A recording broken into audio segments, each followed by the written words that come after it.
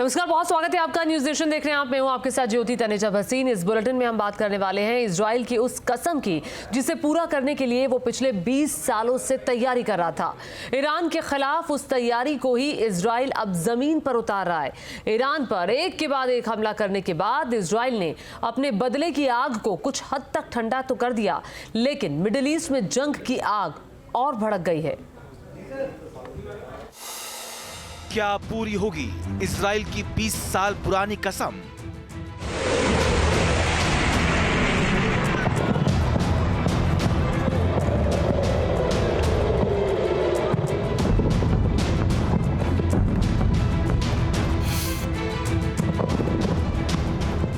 पूरी दुनिया को इस बात की खबर थी कि इजराइल ईरान को बख्शने वाला नहीं है।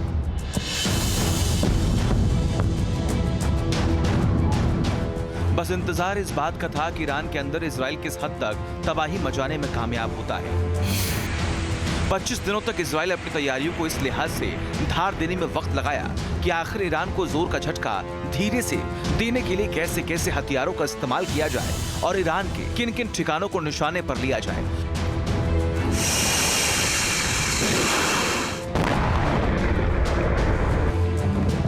26 अक्टूबर को इजराइल ने 3 घंटे के हमले के दौरान कुछ वैसा ही किया जैसा कि ईरान ने 1 अक्टूबर को इजराइल पर किए गए हमले में किया था।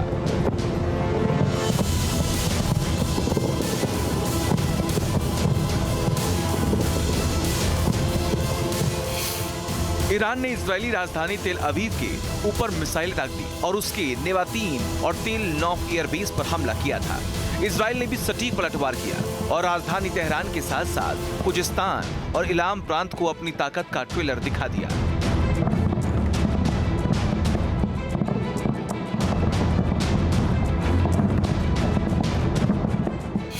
माना यह जा रहा है कि इजराइल ने इन हमलों के जरिए ईरान को आने वाले हमलों की झलक दिखलाई।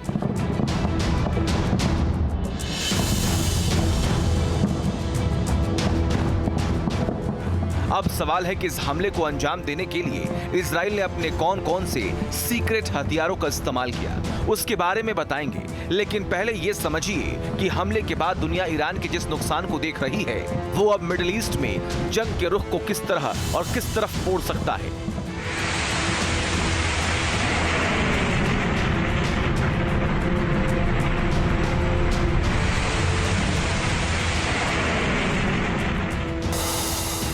जानकार कह रहे हैं कि ईरान को मटियामीट करने की इजराइल की 20 साल की प्लानिंग का ज्यादातर हिस्सा अभी जमीन पर उतरा नहीं है, क्योंकि इजराइल की कई मिसाइलें तो सिर्फ ईरान को ध्यान में रखकर ही बनाई गई थी। सितंबर में इजराइल ने 1800 किलोमीटर दूर यमन में हमला किया था। तब अंदाजा लग गया था कि ईरान पर जब भी हमला होगा इजराइल इसके लिए पुख्ता तैयारी कर चुका होगा। वैसे इजराइल से तेहरान की दूरी भी करीब 2000 किलोमीटर की है।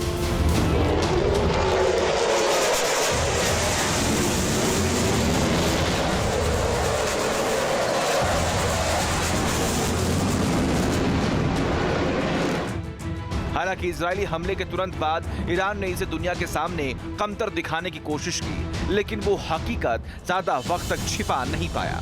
ईरान के 20 सैन्य ठिकानों पर इजराइल ने हमला बोला, जिसमें ईरान की बैलिस्टिक मिसाइल की फैक्ट्री तबाह हो गई और रडार सिस्टम को भी भारी बर्बादी झेलनी पड़ी।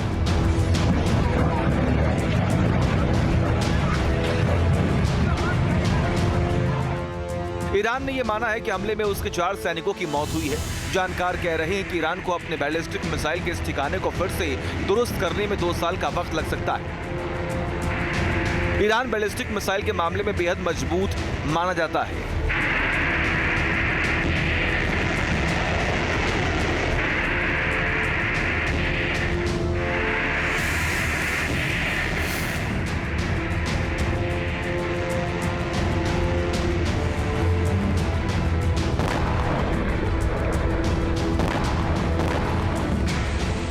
जैसे जैसे वक्त गुजर रहा है साबित हो रहा है कि इजराइल ने ईरान पर एक कामयाब हमला किया है।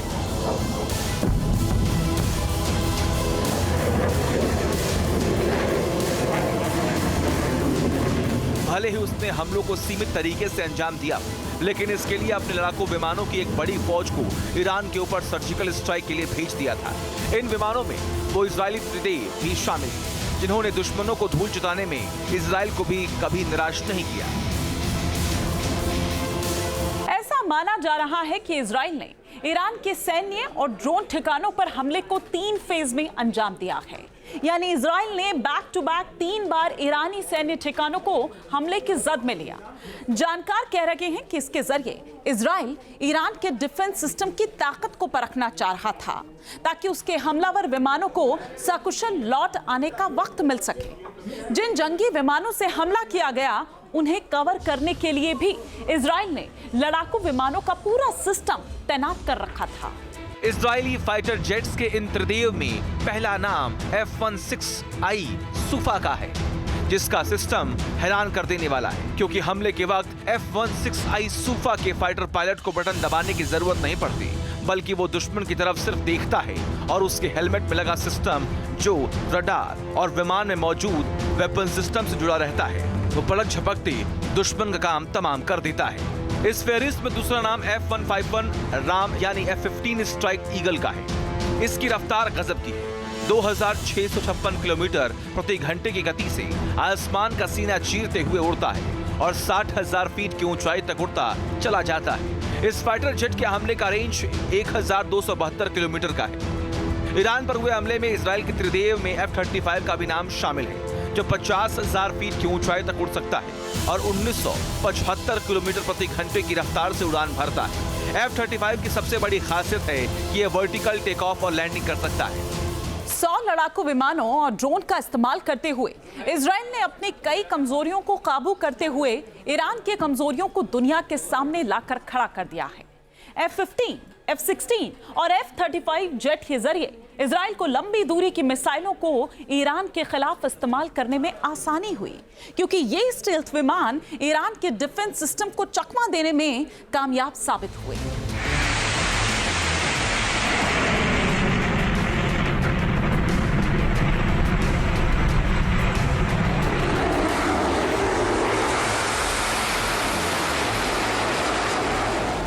इजरायली हमले में ईरानी सरजमी पर तबाही मचाने वाले फाइटर जेट दरअसल जिन मिसाइलों को लेकर पहुंचे, उनसे ही ईरान के सैन्य ठिकानों के लगभग परखच्चे उड़ गए। ईरान को बड़ा सेटबैक लगा। जानकार बता रहे हैं कि इजरायली लड़ाकू विमानों ने ईरान के खिलाफ इस हमले में 3 अलग-अलग मिसाइलों का इस्तेमाल किया।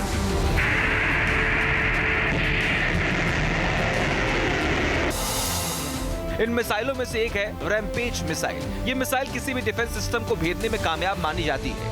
रैम्पेज हवा से जमीन पर मार करने वाली लंबी दूरी की मिसाइल है और एक सुपरसोनिक मिसाइल है। इसकी लंबाई 15 फीट है। इसका वजन 570 किलोग्राम है। रैम्पेज की एक बड़ी खासियत है कि इजराइल ने इसका निर्माण ईरान के S-300 डिफेंस को ध्यान में रखकर किया था।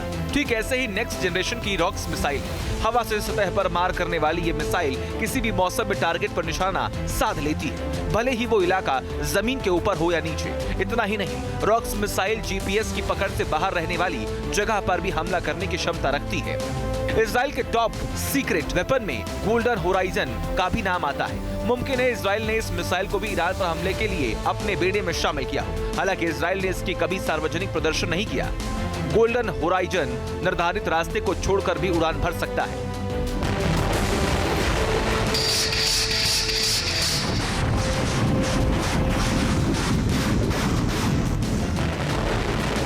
तो क्या ईरान पर हमले के बाद मिडिल ईस्ट में जंग का पलड़ा एक बार फिर इजराइल की तरफ झुक गया है? और क्या इजराइल ने ईरान और उसके प्रॉक्सी हमास और हिजबुल्लाह को जता दिया है कि उनका पूरा सफाया बिल्कुल तय है? वर्तमान परिस्थितियां बता रही हैं कि इजराइल ने एक शो ऑफ कर दिया है कि उसके पास बहुत ताकत है, वो जब चाहे जहां चाहे ईरान के अंदर हमला कर सकता है। वहीं ईरान ये चाह रहा है कि दुनिया को समझाए, विशेषकर अपने जो मुल्क उसके दोस्त हैं उनको ये समझाए कि ईरानियन एयर डिफेंस काफ़ी हद तक कामयाब रहा है और ईरान को इजराइल के हमले से बहुत ज़्यादा नुकसान नहीं हुआ है। यानी कि एक तरह से ईरान भी पोस्चरिंग कर रहा है कि वो भी ताकतवर है। अब भविष्य क्या होगा ये कह पाना बहुत मुश्किल है, लेकिन अभी की अगर हम समीक्षा करें तो इजराइल का पलड़ा भारी दिखाई देता है, क्योंकि उसके पीछे अमेरिका जैसी महाशक्ति का जबरदस्त बैकअप है। इजराइल ने इस हमले को ऑपरेशन डेज ऑफ रिपेंटेंस नाम दिया है, यानी पछतावे का दिन।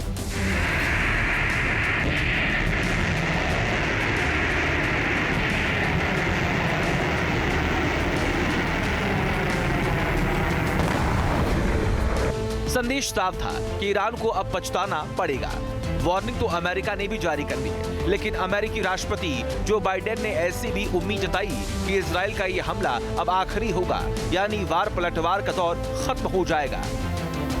It's like I had a long reason we're a little late. I was on with the intelligence community for the last half hour, 3.5 hours. And it looks like they didn't hit anything other than military targets. My hope is this is the end. Israel के हमले ने ईरानी revolutionary guard core में खलबली मचा दी। Iran ने कहा है कि अमेरिका ने यहूदी शासन व्यवस्था का साथ देकर इलाके में अस्थिरता पैदा कर दी है।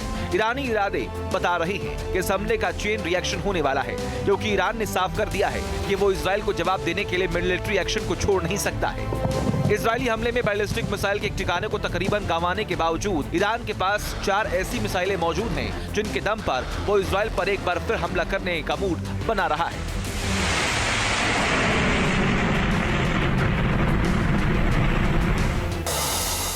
ईरान ने पिछले साल ही फतेह हाइपरसोनिक बैलिस्टिक मिसाइल का निर्माण किया था। 1400 किलोमीटर रेंज की ये मिसाइल 13 से 15 मैक तक हासिल कर दुश्मनों के ठिकानों को मटियामेट कर सकती है। इसमें दुनिया के ताकतवर एयर डिफेंस सिस्टम से बचने की भी क्षमता है। ईरान जमीन, हवा और समुद्र से मार करने वाली मिसाइलों को डेवलप कर चुका है। इस जखीरे में ही अबू मेहदी मिसाइल शामिल है। इस मिसाइल का रेंज 1000 किलोमीटर का है। ये क्रूज मिसाइल है जिसमें टर्बोजेट इंजन भी लगा हुआ है। हाल के वर्षों में ईरान की सैन्य ताकत को हमलावर ड्रोन से बूस्ट मिला है। ईरान का मुहाजी ड्रोन 210 किलोमीटर की स्पीड से उड़ता है और 7000 मीटर की ऊंचाई पर 300 किलोग्राम तक का वॉरहेड लेकर जा सकता है।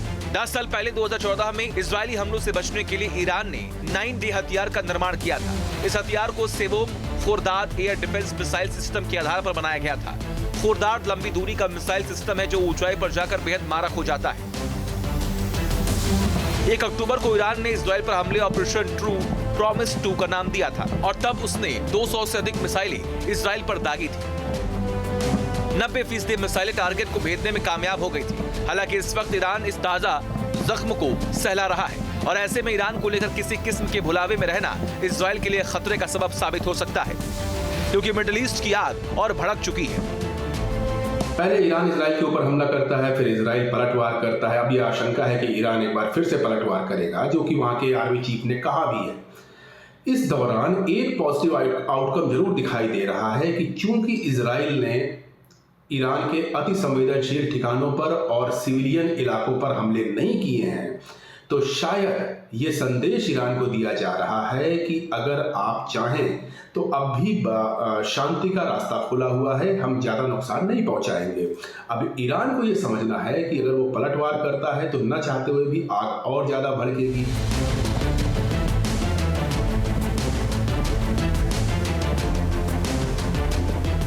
ईरान और इजराइल दोनों मुल्कों ने एक दूसरे को हमले की जद में लेकर आपसी ताकत भांप ली है। 25 दिन के अंदर हुए इन हमलों में स्कोर 1-1 से बराबर है, लेकिन इस जंग को ड्रॉ मानने की भूल करना अमेरिका सहित तमाम पश्चिम मुल्कों को भारी पड़ सकता है, क्योंकि ना तो इस जंग की इंतहा नजर आ रही है और ना ही इसके खात्मे की शुरुआत। Team news nation.